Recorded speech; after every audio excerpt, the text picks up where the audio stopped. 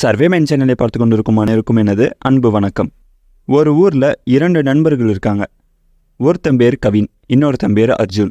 2 பேரும் ஒரு பாதையில் பேசிக்கிட்டே நடந்து போயிட்டுருக்காங்க.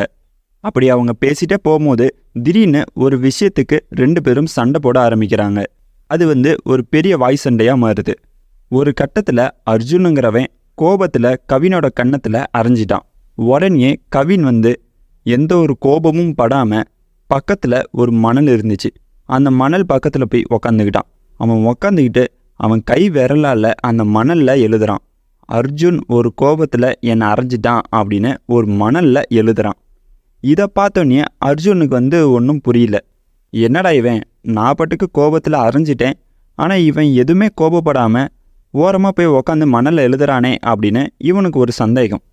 கொஞ்ச நேரம் கழித்து 2 பேரும் சமாதானமாகி மறுபடியும் ஒன்றா சேர்ந்து ஒரு பாதையில் பேசிக்கிட்டே நடந்து போயிட்டுருக்காங்க. அப்படி அவங்க போகும்போது பக்கத்தில் ஒரு அருவியை பார்க்குறாங்க. சரி, நாம் அந்த அருவியில் குளிப்போம் அப்படின்னு 2 பேரும் முடிவு எடுக்கிறாங்க. 2 பேருமே அந்த அருவியில் போய் குளிக்கிறாங்க. அந்த அருவி பக்கத்தில் ஒரு சின்னதாக புதக்குழி இருந்திருக்கு. அதை கவின் சரியாக பார்க்கல. அவன் குளிச்சுட்டு இருக்கும்போது கால் வலிக்கி அந்த புதக்குழியில் விழுந்துட்டான். கவின் விழுந்ததை பார்த்த அர்ஜுன் உடனே வேகமாக போய் கவினை காப்பாற்றுறான். கவினை காப்பாற்றோடனே 2 பேருமே கரைக்கு வந்துடுறாங்க. உடனே கவின் என்ன செய்கிறான்னா, ஒரு கல் எடுத்து பாறையில் எழுதுறான்.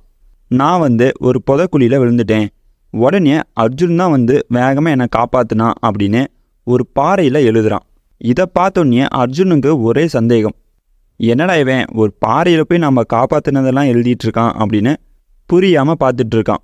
ஒரு கட்டத்தில் அர்ஜுனே கவின்கிட்ட கேட்குறான், கவின், நான் ஒரு கோபத்தில் உன்னை அரைஞ்சேன், ஆனால் நீ என் மேலே பதிலுக்கு கோபப்படாமல் ஒரு மணலில் போய் எழுதுன. இப்போ நான் உன்னை காப்பாற்றிருக்கேன், உடனே ஒரு பாறையில் நான் காப்பாற்றினதை எழுதுற. இதுக்கெல்லாம் என்ன அர்த்தம் அப்படின்னு கவின்கிட்ட கேட்குறான். உடனே கவின் சொல்கிறான், நம்மளை யாரோ காயப்படுத்திட்டாங்கன்னா அது நம்ம மணலில் எழுதணும். அப்படி எழுதுறது மூலமாக மன்னிப்புங்கிற காற்று அதை அழிச்சிட்டு போயிடும். இதுவே யாரோ நமக்கு நல்லது செஞ்சாங்கன்னா அந்த நல்ல விஷயத்த ஒரு பாறையில் எழுதிடணும். அப்படி அது எழுதுறது மூலமாக காலத்துக்கும் அது நிலைச்சிருக்கும் அப்படின்னு சொல்கிறான். அதாவது இந்த கதையில் என்ன சொல்ல வராங்கன்னா, யாரோ நம்மளை காயப்படுத்திட்டாங்கன்னா நாம் உடனே கோபப்படாமல் ஒரு மணலில் எழுதணும். அப்படி மணலில் எழுதுறது மூலமாக இப்போது காற்று அடிக்கிறது மூலமாக நாம் மணலில் எழுதின விஷயங்கள் எல்லாம் மறைஞ்சு போயிடும்.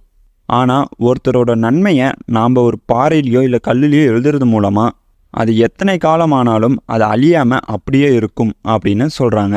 அதனால தான் அந்த காலத்தில் இருந்த பெரிய பெரிய மன்னர்கள்லாம் நிறைய நல்லது செஞ்சுருப்பாங்க.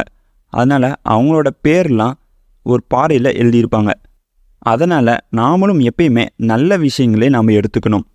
மற்றவங்க செஞ்ச உதவியை, அதாவது ஒரு நன்மையை நாம் மக்களுக்கு தெரியப்படுத்தணும். ஏன்னா ஒரு சில பேர் என்ன செய்வாங்கன்னா, ஒருத்தர் ஏதோ ஒரு கெட்ட விஷயம் செஞ்சாருன்னா அதை மட்டுமே ஃபோக்கஸ் பண்ணி மற்றவங்கிட்ட சொல்லுவாங்க.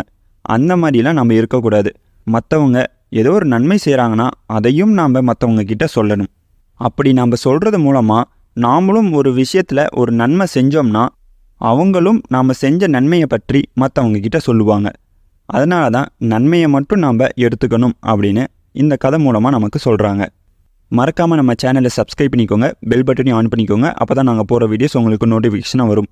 மீண்டும் மற்றொரு காணொலியில் சந்திப்போம். இது உங்கள் சர்வேமேன் சேனல். நன்றி, வணக்கம்.